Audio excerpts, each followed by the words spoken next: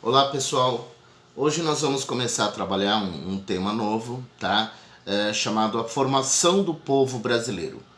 Então, para a gente entender um pouquinho sobre a sociedade brasileira, a gente vai ter que recordar algumas coisinhas aí. A formação do povo, da sociedade, das pessoas aqui no Brasil, né? A formação do povo brasileiro, ela é resultado de um longo processo histórico, tá? E com muita diversidade. Se vocês repararem bem nas pessoas que circulam nas ruas, os coleguinhas, vocês vão ver assim vários tons de pele, vários tipos de cabelo, né? E o que isso demonstra pra gente? Essa grande mistura que é o povo brasileiro. Então isso a gente chama, né, em história de miscigenação, a mistura racial, tá certo? Então no Brasil isso é muito comum. Eu quero que vocês entendam primeiramente que os portugueses chegaram aqui no lugar que a gente chama de Brasil, tá?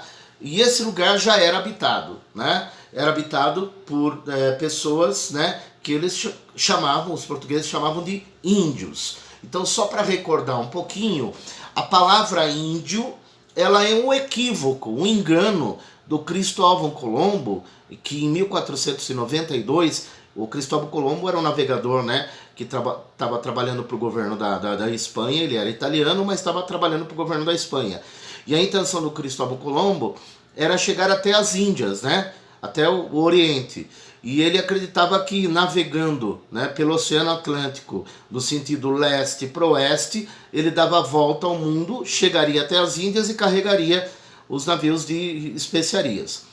E aí ele partiu, né, do porto de Palos, lá na Espanha, em 1492, e quando ele chegou numas ilhas, né, ele chegou numa ilha ali na região das Bahamas, da América Central, e quando ele chegou lá, ele pensou que aquelas ilhas fossem ilhas próximas das Índias. Então, naturalmente, por um engano dele, ele colocou o nome, né, dos habitantes daquele lugar de índios. Então, mais tarde, né, vocês vão observar que os europeus vão chamar os nativos da América, aqui do continente americano, de índios, por um engano aí. E essas populações indígenas, como é que elas chegaram aqui? Então esse lugar já era habitado, correto? Tá? Então os cientistas dizem que são três teorias que eles falam, tá? Da ocupação da América.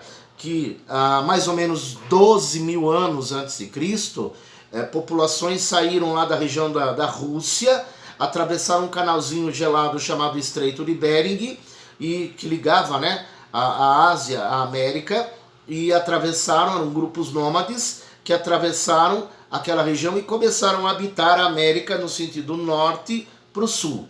A outra teoria dizia que o homem era aqui da América mesmo, chamado de autóctone, né, que era aqui da América. E a terceira teoria dizia que o povoamento da América se deu por migrações, navegações, né, de ilha em ilha, né, na região da Oceania, até chegar, né, na parte oeste do continente americano. Então são teorias, mas o que dá pra gente saber aqui que esse lugar já era habitado. Esse lugar que a gente chama de Brasil hoje, tá? Ele, segundo consta, né, a historiografia, mais ou menos 4 milhões de índios moravam aqui. E quando eu falo de índios, eu quero que vocês pensem que eram vários povos, muitos povos. Cada povo tinha uma língua, uma cultura, então eram diferentes entre si. Senão vocês podem até pensar, mas os índios eles falavam a mesma língua, tinham a mesma cultura? Não tinham. Tá? Eram várias culturas, várias línguas, vários grupos. Chegava aí perto de 4 milhões de índios aí. Grupos que viviam no litoral, grupos que viviam mais no interior, nas matas. E eu quero que vocês entendam, essas várias comunidades indígenas, eles tinham uma pluralidade cultural. Eles se diferenciavam em línguas e práticas. Por exemplo, existiam grupos indígenas que praticavam antropofagia. Comiam a carne humana, né? Então, quando aconteciam as guerras tribais, eles capturavam um guerreiro inimigo e sacrificavam, e toda a comunidade, né, toda a aldeia comia um pedacinho. Porque eles acreditavam nessa possibilidade de adquirir um espírito guerreiro desse conquistado aí, tá bom? E nós aqui no Brasil temos muita coisa da cultura indígena. A nossa língua portuguesa, ela é bem diferente da língua portuguesa falada lá em Portugal. Primeiro, que a língua portuguesa falada no Brasil, tá? Ela tem influências de várias culturas. Eu vou citar hoje aqui da cultura indígena. Por exemplo, algumas palavras, nomes de pessoas, nomes de cidades, a origem da palavra é indígena. Então isso é muito presente na língua portuguesa. Por exemplo, Sorocaba, Votorantim, Tatuí, Itapeva, são palavras de origem indígena, tá? O que mais dá para colocar aí sobre a cultura indígena no Brasil? Eles praticavam, alguns grupos praticavam, viviam da caça, da pesca, né, da coleta, também praticavam agricultura, plantavam mandioca, né, que era muito comum na alimentação deles, tá? O que mais que dá pra gente observar? Esse costume de dormir em rede, tomar banho diário, são características da cultura indígena, tá bom? Tá? Bom, tudo isso se transformou a partir do momento que os portugueses chegaram aqui. Na verdade, eu quero que vocês entendam que quando os portugueses chegaram aqui, eles estavam a fim de encontrar riquezas. E de primeiro momento, eles não encontraram. Tá? Eles estavam a fim de encontrar especiarias, ouro, prata. E de primeiro momento, isso não tinha aqui. Né? Eles não conseguiram ver isso daí. E então, de 1500, que é a chegada dos portugueses, até 1530, os portugueses, a única coisa que dava para eles ganhar algum dinheiro era com uma árvore, né, chamada pau-brasil, né? Por que leva esse nome? Porque o miolo da árvore ele era vermelho e dava para fazer corante de tecido. Então aí chegaram esses portugueses aqui e começaram a explorar o pau-brasil, utilizando a mão de obra indígena, né? De primeiro momento, eles praticavam o escambo. O que é o escambo? Ele dava um objeto de pouco valor para o índio, que o índio não sabia fazer, e o índio fazia o serviço, né, do corte da árvore, o transporte, né, até os navios. Então é o trabalho indígena. Então é um trabalho de troca, tá? Escambo, troca, tá bom?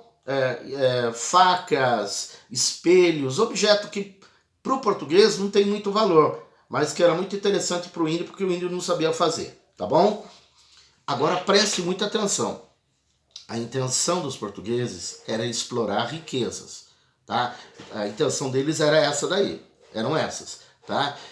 E de primeiro momento houve-se uma relação amistosa entre português e índio. Com o passar do tempo, o português vai começar a dominar o índio, tá? Então uma relação de dominação, de exploração, de escravização, é isso. Tá? Então, aonde eu quero chegar agora? Que para o português, na visão do português, existiam dois tipos de índio. O índio bom é aquele que aceitava a dominação e a cultura do branco.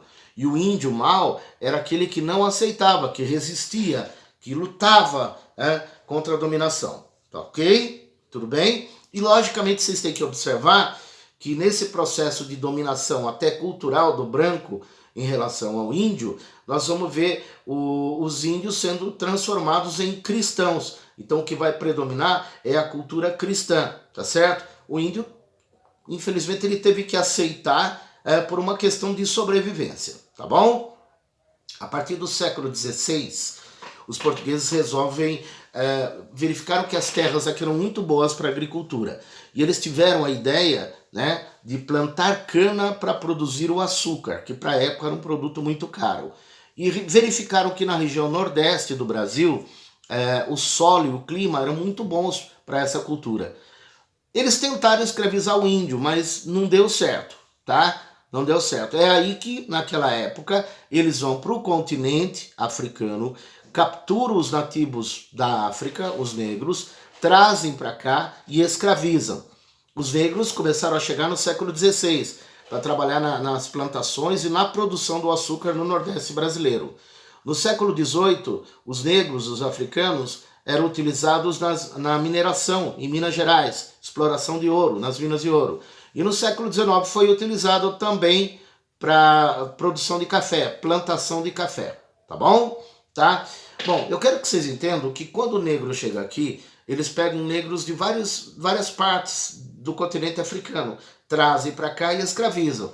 Logicamente que eram línguas diferentes, culturas diferentes. Imagina se eu pegasse vocês e levasse, enfiasse no porão do navio e levasse para um lugar bem longe, e lá, vocês chegavam lá, eram pessoas de uma cultura diferente de vocês, uma língua diferente, você era obrigado a trabalhar para essas pessoas, aliás, você não entendia o que eles falavam e era obrigado a entender, né, para acatar a ordem, e se você não fizesse isso, você apanhava.